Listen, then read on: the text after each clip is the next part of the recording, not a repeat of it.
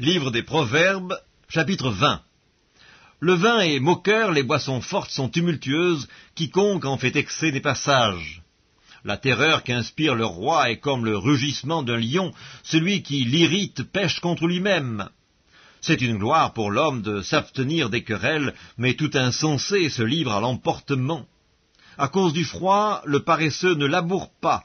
À la moisson, il voudrait récolter, mais il n'y a rien.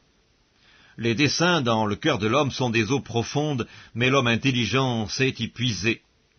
Beaucoup de gens proclament leur bonté, mais un homme fidèle, qui le trouvera?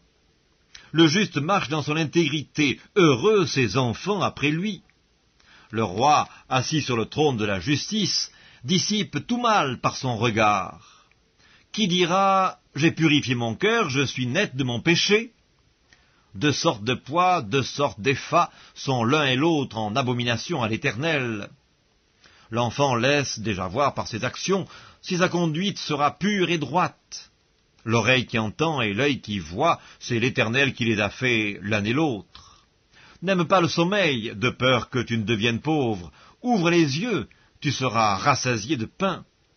Mauvais, mauvais, dit l'acheteur, et en s'en allant, il se félicite. Il y a de l'or et beaucoup de perles, mais les lèvres savantes sont un objet précieux.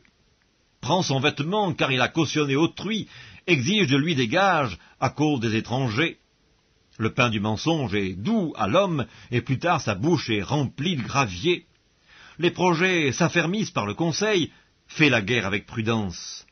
Celui qui répand la calomnie dévoile les secrets, ne te mêle pas avec celui qui ouvre ses lèvres. Si quelqu'un maudit son père et sa mère, sa lampe s'éteindra au milieu des ténèbres. Un héritage promptement acquis dès l'origine ne sera pas béni quand viendra la fin. Ne dis pas « je rendrai le mal », espère en l'Éternel et il te délivrera. L'Éternel a en horreur deux sortes de poids et la balance fausse n'est pas une chose bonne. C'est l'Éternel qui dirige les pas de l'homme, mais l'homme peut-il comprendre sa voie?